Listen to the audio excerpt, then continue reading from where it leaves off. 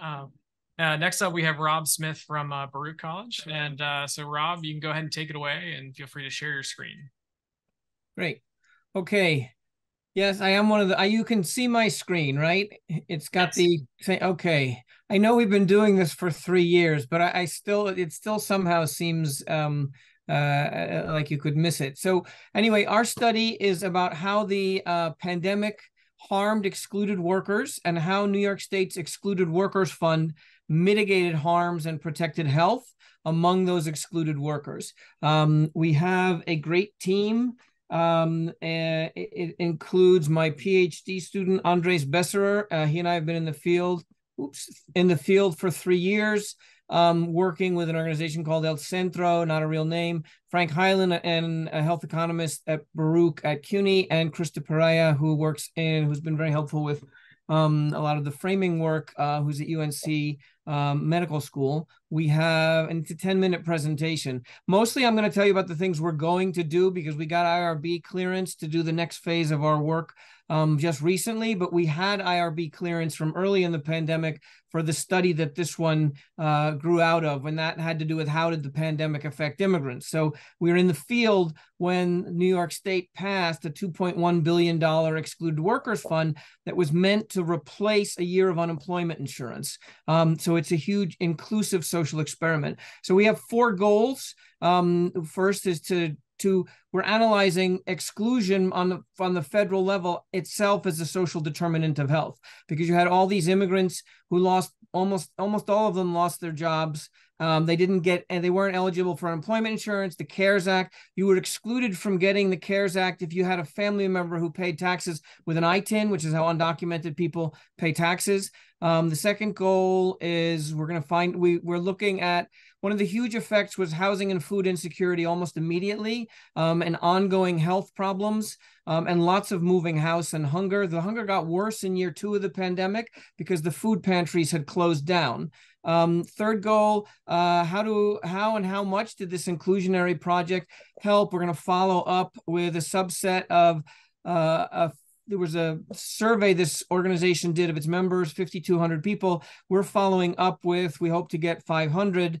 And we have baseline, intermediate, and other measures. We're using temporal anchoring questions, which I can talk about if anybody's interested. And the fourth is we are describing, I'm primarily an ethnographer who also does big survey and fieldwork projects with many sites. We're going to analyze various pathways to the same outcomes as well as pathways to different ones, and analyze equifinality. And we're not just coding the themes, we are actually doing intra-case and cross-case process tracing. Okay, why study this? I told you guys a little bit before that this was a huge inclusionary experiment. There were 6 such experiments. This was by far the largest. California's was the second with 125 million. It also had by far the biggest payment, almost 16 grand versus 2 grand in the next one. Third reason here, because the impacts were huge. By July 2020, you had a massive loss of income from 500 a week to 146 a week. And even in 2022, that recovered only to about 12.4K. Most people didn't have health insurance. Most people were at risk of losing housing. Savings for almost everyone fell to 0 by the middle of the summer, and 38% already had COVID. We are studying immigrants who are absent almost entirely from administrative data. So if you need so we're actually doing the thing that you can't do with most of the other kinds of studies. And we're following up with people who did and didn't apply and didn't get money. The theoretical conversations that we are, and I'm moving pretty quickly through here. I think I'm speaking like an actual New Yorker here. So I'm going to slow down a little bit because I'm only at 3 or 4 minutes. So there's a lot of research about how lacking legal status harms immigrants' health, but their children's health. So in studies on if you live in a place that has more anti-immigrant enforcement by the police, the immigrants and their U.S. citizen children both have worse health. And when people got DACA, their children's health went up. And when Trump was elected, DACA recipients' mental health went down. So there are 4 theoretical conversations we're hoping to contribute to. And I think the way I'm talking about them here, I should say 4 theoretical memes, because this is not actually a conversation, but I'm going to go through them quickly. One of the things we've done 40 interviews and done ethnography for 3 years with this organization. There are accumulated health debts among immigrants that popped, that blew up in the pandemic. So people were undertreated already for things or didn't get any treatment and then got sick. The second thing is there's a belief in the almost magical quality of immigrant networks, right? The Latino health paradox. One of the factors contributing to it is immigrant networks and their reciprocity. But immigrant networks with no resources, like any networks with no resources, had a less protective effect, we think, in the pandemic and caused a lot of strain, actually. And we're looking also at the spillover effects of exclusion from federal policies. This is on other household members, and spillover effects of inclusion. And I think we also have a huge number of untreated COVID cases. We have lots of people who've never gone for medical treatment who still have effects of COVID. So a year from now, at the next version of this conference, if I'm presenting, which I would love to do, I'll have more information about that. So there's insulating that this is two terrible 2x2 tables put on top of each other. Well, they're not terrible alone, but they're terrible together. So the top is that you got the excluded workers fund, the bottom is that you didn't, and then on the left is that you got serious COVID, and the right is that you didn't. So we anticipate the best outcomes among people who got the excluded workers fund but did not get long COVID, and the worst among people who didn't get the excluded workers fund and did get COVID. The bottom 2x2 table is another factor we determined was who the other people in your household are makes a huge difference. And many people had adult U.S. citizen children who had DACA or who had U.S. citizenship, or U.S. citizens or DACA recipients, and they didn't lose their jobs during the pandemic. So the household had less of a sort of subsistence level or less income. And so even if you didn't get the excluded workers fund, the outcomes for those people are better, we anticipate. All right, and we're going to go into two cases here. And we're only talking right here about cases of people who did get the excluded workers fund. One of them is the fake name, obviously, Louisa, who had earned $700 a week before the pandemic. And in the survey in 2020 asked about pre-pandemic income and then other surveys. Our own interviews have then picked things up since.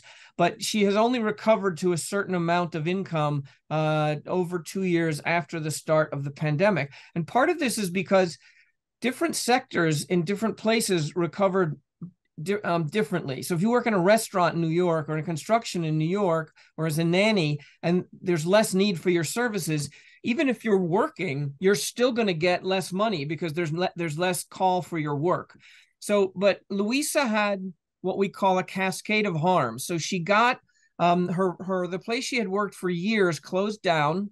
And then she started to work cleaning one of New York's hospitals and got COVID very badly, was not offered any medical treatment, but couldn't work for 6 whole months and still has debilitating effects.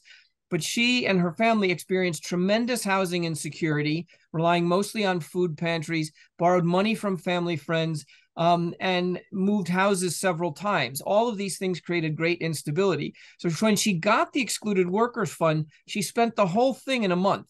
Maybe 2 months, because she had to pay back debts to her family, some of whom had sent money from Colombia. She had to pay back rent because the rent moratorium had expired, and she had medical treatment that she'd been unable to get.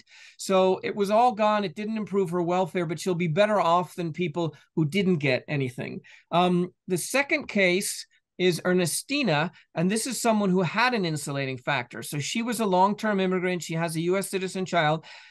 She got COVID early, but not severely, and recovered fine. She also lost her job, huge income loss, but she had a lot of savings.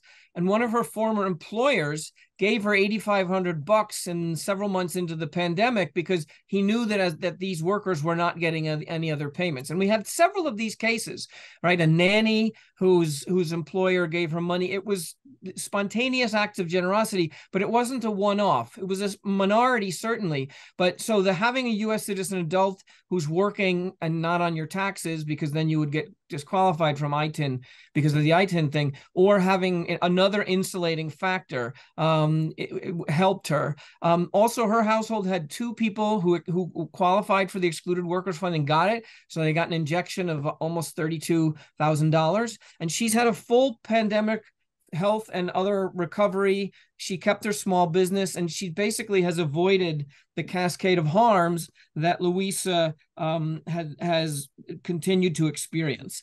I started my watch late, and I'm at 9.5 minutes. So I think whoever's timekeeping, I have like 15 seconds. So I'm just going to say that my team and I really appreciate getting funded for this, because we're sort of outliers, because we're field-based and case-oriented, and we're going out to get people instead of studying data. And I'm delighted to be in this network. I've been learning so much from all of your studies. It's just been a pleasure. So I will stop sharing, and thank you all again for your attention.